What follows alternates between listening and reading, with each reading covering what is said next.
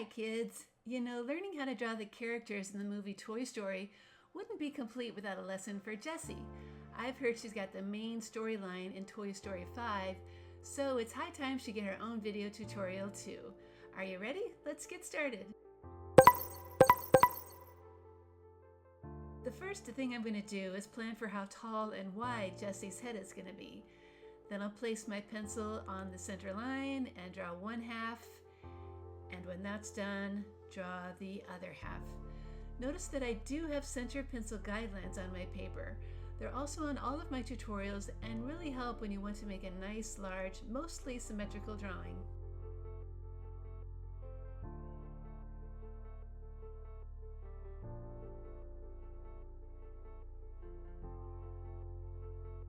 To draw her eyes, I'm going to start with some dots to help me make them the same size. Then I'll connect them with a tall curve and a straight line at the bottom. When one side is done, then we need to do the same thing on the other side.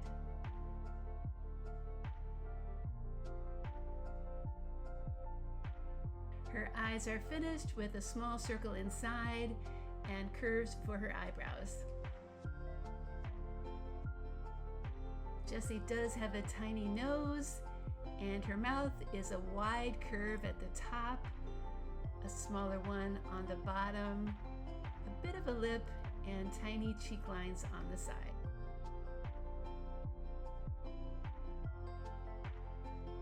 Now we can add an ear on each side of her head. Let's add short necklines before we plan for her hat. It's going to be this tall and this wide, and come down this far on that neck. Now that the hat is planned, all we need to do is connect those marks with a nice curved line on one side, and then doing the same on the other. Notice that the hat is wider on the sides than it is on top. That will help make it look more dimensional.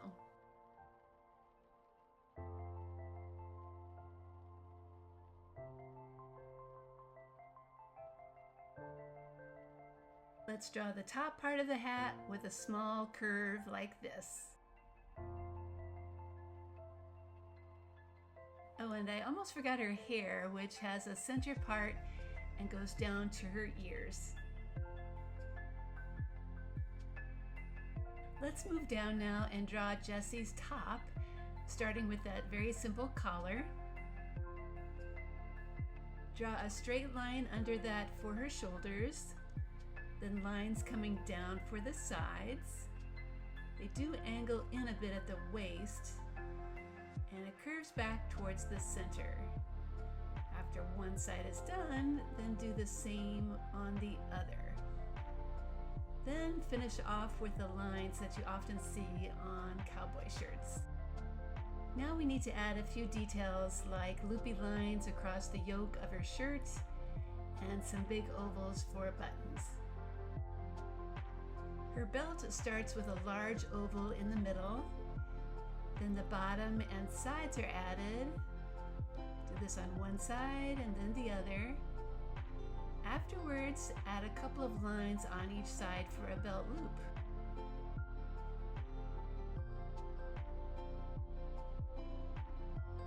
Okay, Jessie is kind of famous for her chaps, but we first need to draw just the top of her pants, which look like this.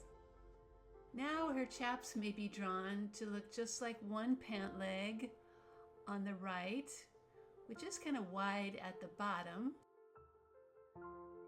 After one side is done, then we need to draw a matching pant leg on the other side.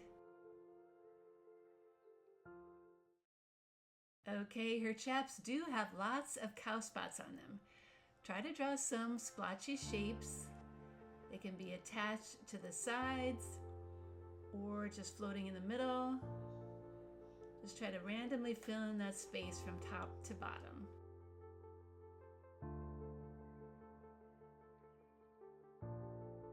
There's no wrong way to draw them. Just see if you can make them all look a little different from each other. Her cowboy boots are added under the pants and they're pretty simple because we're just looking straight at the front of them. Okay, on to her sleeves. Let's start with the bent arm on the right. There's a fold for her elbow and a large cuff at the end of that sleeve and a little loop decoration inside. And we can finish that arm with a simple bent hand. The sleeve on the other side may be drawn the same way, but this time the arm is hanging down, but it still has that fold line at the elbow. We also need a large cuff at the end of that sleeve with that little loop inside. And then that side can get finished with a hand that is hanging down. Okay, now it's time for our tracing with a marker. I am using a little thinner marker this time as there's quite a few little tiny details in this drawing. As you probably know already, when you're done tracing, then erase any pencil lines that are still showing. When it comes to coloring, I'm going to use my black marker to fill in those cow spots, as some of them are kind of small. Jessie's skin color is a light peach, and her hair is pretty much a bright orange. So guess which step I just realized I missed. I didn't add Jessie's braid, and that's a pretty important part of her. So I'm going to get my pencil out and see if I can add it in.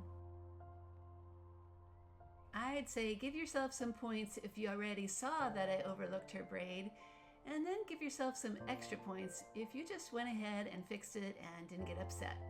Things like this do happen when you draw, and the best way to learn is to just keep going. You know what? I think I like this version of her braid a little better than the one on the other side. You can see more of it. Okay, the rest of her now gets colored in with rust for the hat and belt and shoes. Some blue for the top of those jeans. Yellow for parts of her shirts.